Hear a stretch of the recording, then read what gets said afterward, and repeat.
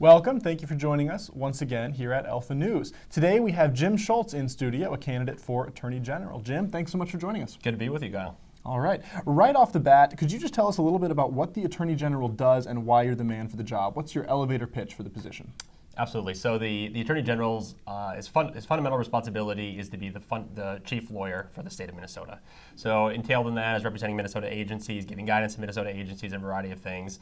Also, there's a lot of work to be done in terms of holding businesses accountable for serious misconduct and so forth. And then there's an area of the office, two areas of the office that have been dramatically under-resourced, with a lack of focus over the past several years. And that's one, the criminal side of the office, supporting county attorneys, doing the hard work of ensuring that the serious crime, particularly violent crime, is dealt with in our state.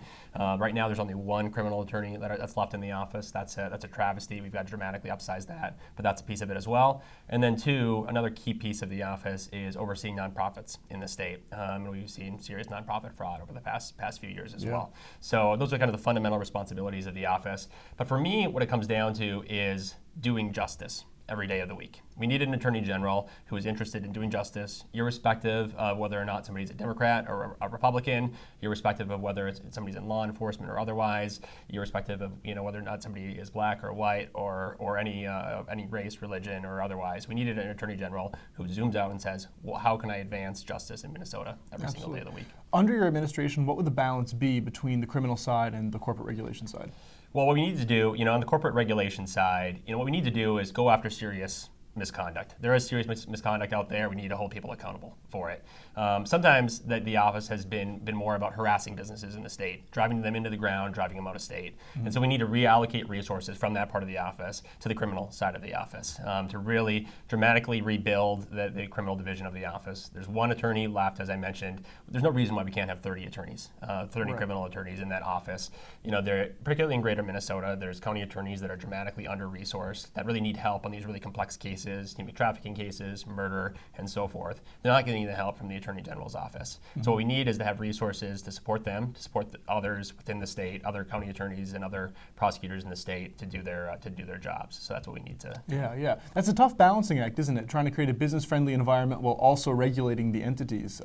It's a bit of a tightrope to walk. Yeah, fundamentally, what we need to do is ensure that the rules of the game are followed. Ultimately, capitalism depends on a set of rules for the game, and we need to ensure that those basic rules are followed. Beyond that, allow businesses to run their businesses, to do what they do best, to generate jobs, to generate growth for our state. And so we need to do that, and alongside that, hold people accountable. Of course. Tell us about your legal background. Yeah, for sure. So I can just back up a little bit. Beyond my legal background to my personal background, I grew up in central Minnesota. Grew up in a small town called South Haven. It's a town of 186 people in central Minnesota. I got my first job tasseling seed corn in Sturgeon and Sherburne County. Nice. From there, I went to St. Thomas, the University of St. Thomas for undergrad. Actually, I spent my first 2 years there in seminary before learning that God had other plans for me. I went to Harvard Law School. I went there, graduated in 2011. Met my wife out there. I joked that I found the one Republican in the state of Massachusetts. And that's lucky. Persuaded her to marry me. And we together have 3 little girls. They're 6, 3, and 1. So we haven't slept in about 3 years, to be honest with you. And so I've been in private practice basically all my career. I've worked in the law firm setting, worked for a Minnesota company, basically been a general business attorney all my career. So I probably know the kind of regulatory side of the AG's office probably better than anybody. Right. And I know the ways in which that office operates. I know the ways in which it operates poorly. And so I've basically operated in this world through my entire career. What pulled you back to Minnesota, from Harvard back to here? Well, I'm a 5th generation Minnesotan, and for me, there was just one option long term to be back. I joked that when my wife and I were dating, I talked about Minnesota about every 5 minutes. And she quickly became convinced of its merits over time. And so I just wanted to come back. And really, I love this state. My great grandfather came here in 1875. My roots go back really deep here, and I just felt called in my life to come back and do what I could for our state. Absolutely. So you're running against Keith Ellison, the Democrat. Yeah. It's a bit of an uphill fight there in terms of name recognition. How do you plan to establish yourself? Yeah, well, Keith Ellison's, sometimes, Republicans are fortunate in our opponents. I mean, Keith Ellison is the most reckless and irresponsible attorney general in Minnesota's history. He's an attorney general, the chief law enforcement officer of our state, who backs defunding the police, the most reckless and irresponsible policy. There's a straight line from those policies to the 100 murders in Minneapolis, the 650 carjackings, the other crime and violence bleeding out to the suburbs and the rest of the state. And so, it's very simple in terms of beating him. It's holding him accountable for his record, and it's a terrible record. It's a record that has caused massive human carnage in our state. It's an absolute disgrace that there are suburban moms wondering if they will be carjacked while they're taking their kids to school. That's an absolute disgrace, and that has to end, and will end when I'm the Attorney General. And so it's simply about holding Keith Ellison accountable for his record. Name ID, that will come with time. Being the candidate running against a polarizing figure like Keith Ellison, that fundamentally won't be an issue. We'll obviously work a variety of means or media, paid media and so forth to make sure we have that. But fundamentally, what we need to do in this race is go on offense with Keith Ellison, hold him accountable for his record. So often Republicans, kind of go in this defensive posture. Let the media beat up on them, let Democrats beat up on them. And for us, it won't be that. It's really will be going running an aggressive race against Keith Ellison to hold him accountable for his record. And it makes sense because, like you say, he is a very polarizing figure. What would your day one policies and objectives be to make those suburban moms safer, sort of crack down on the carjacking, reduce the murder rate? Yeah, so I'd say a few things. Number one, we have to rebuild the criminal division of the AG's office. I've already talked about that. We've got to do that. Number two, we have to show leadership from that office. Right now, we have leadership from the office that's setting a tone in which law enforcement is vilified every day of the week, and that's wrong. What we need to do is treat law enforcement as our partners, not adversaries. Ensure that law enforcement is adequately supported. I myself can't hire more police officers, but part of the reason we have so much attrition in our police forces is that we have public officials, including Keith Ellison and others, who spend their days vilifying and maligning police. And when you're a cop out on the beat every day, and your public officials are spending their day vilifying your work, you signed up to serve, not you signed up to serve. You are a public servant, but you're being vilified every day. People start to rethink their careers. And so from the AG's office, we will set a tone in which law enforcement is supported, and in which prosecutors are expected to hold criminals accountable. And a lot of prosecutors want to do that, but they're being held back by various public officials, superior attorneys, things like that. We'll set a tone from the top that says crime in our state is now going to get prosecuted. It's going to get prosecuted aggressively. Criminals will spend appropriate amount of time in prison. Won't be let out on these low bail, no bail policies, and so forth. And so what we'll do is set the tone there. And we'll otherwise be leaders in our state. We can really drive. We can help to drive just sensible legislation, increasing mandatory minimums, things like that, to give additional tools for prosecutors to do their job. But overall, we need somebody who's going to set the tone from the office. What power does the AG have to get involved with the mandatory minimums and the sentencing guidelines committees and judges that are just too relaxed on sentencing? It's really the power of being the chief law enforcement offer of the state. So you can directly impact what the mandatory minimums are. No, we can't. I can't myself change them. But what I can do is leverage the bully pulpit of my office for a change, and that's what we need to do from that office. A lot of leadership is going out there and saying and doing the hard things that are necessary for change. Absolutely. Turning now to election security. I know you've made this an issue in your campaign. Tell us about what power the AG has in that realm. Yeah, well, a few things. You can support county attorneys to prosecute election fraud adequately. Why is that not happening right now? A variety of reasons. I think for a lot of folks, it's just not a priority. They prioritize other things, and it needs to be a priority. Number two, one of the things that what was deeply troubling about the previous election was the ways in which attorneys general, secretaries of state, including Keith Ellison, Steve Simon, change our election laws by use of these kind of consent decrees that many people have heard about. Instead of defending state law, as the Attorney General should do, he basically settled the case that in a manner that altered Minnesota law for the election. That's wrong. And when I'm the Attorney General, that sort of thing doesn't happen. That is, the changes to our election laws need to go through the legislature, through the governor, not through a Secretary of State and an Attorney General. That's not how our government works. And so we need to stop doing things like that fundamentally are wrong. They undermine trust in our elections. What we need to do is is restore trust in our elections, and that's what I'll do. Of course, of course.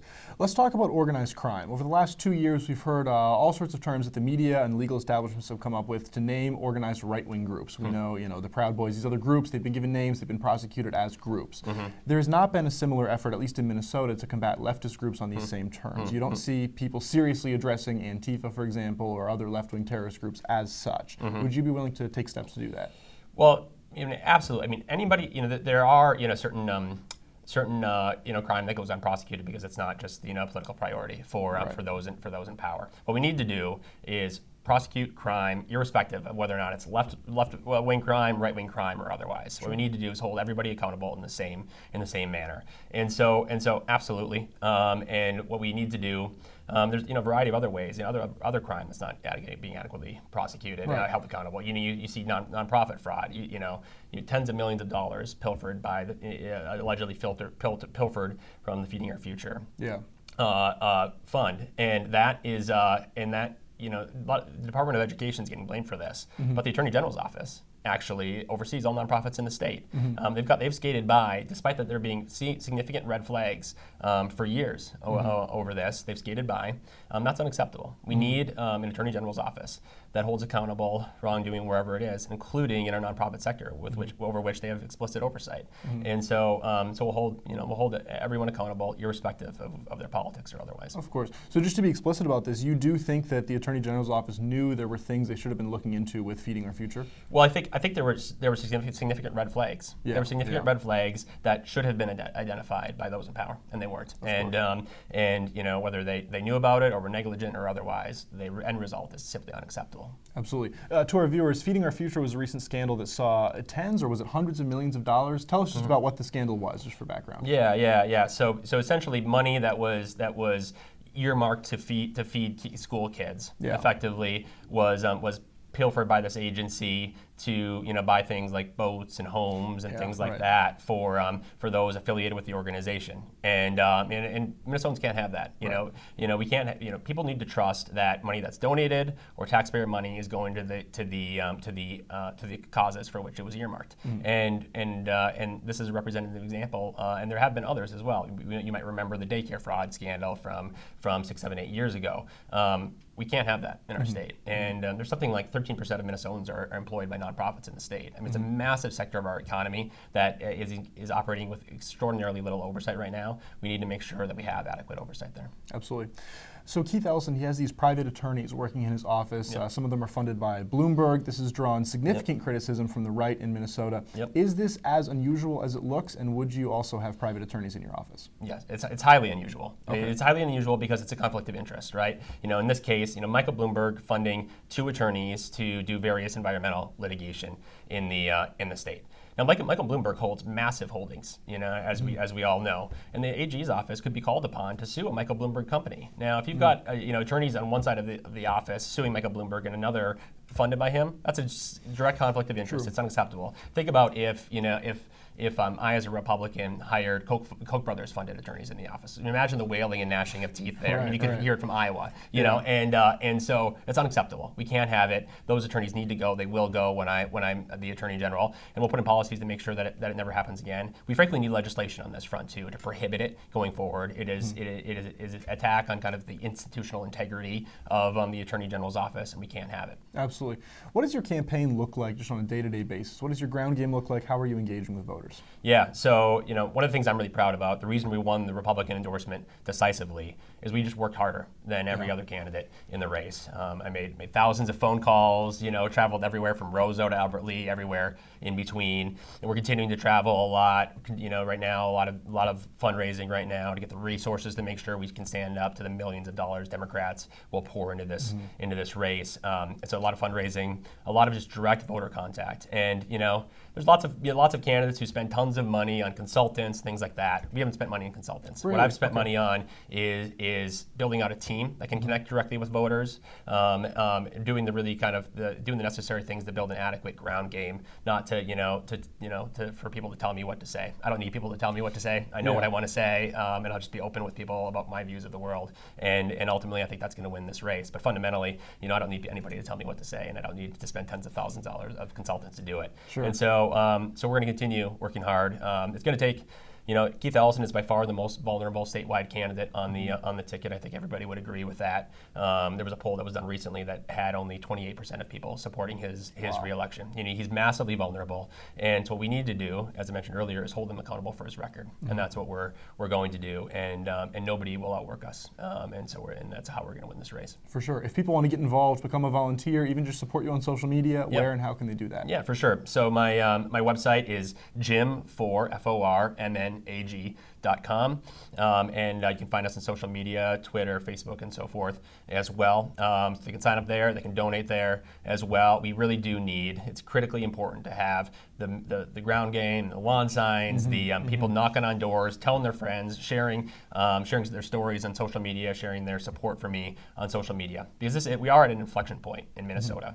I stepped forward because I felt like we're losing the state I grew up in. And we are we're losing the state that we have all known and loved because of this man-caused disaster that has been these past few years, this leadership of Keith Ellison and others in our state. And if we don't turn it around this cycle, people are going to be headed for the exits in droves. And a lot of people already have. What we need to do, we can turn it around in 2022. It's going to be a great environment for Republicans. We've got the Republican ticket that can do it. We've got to do it this cycle because if we don't, because failure is not an option in this cycle. The consequences are too dramatic. And so join with us, and we're going to get this done. For sure. Well, we've covered a lot of ground today. It certainly has been a pleasure. Is there anything that I should have asked about that I didn't, or anything you'd like to add before we conclude? Maybe for the next time, I can speak to my prognostications for the Twins this season and the Vikings. Sure. I'm a big fan there. Happy to do that anytime. But no, it's a pleasure to be with you, Kyle. Thank you for your time. Absolutely. Thanks for coming on. Thank you very much.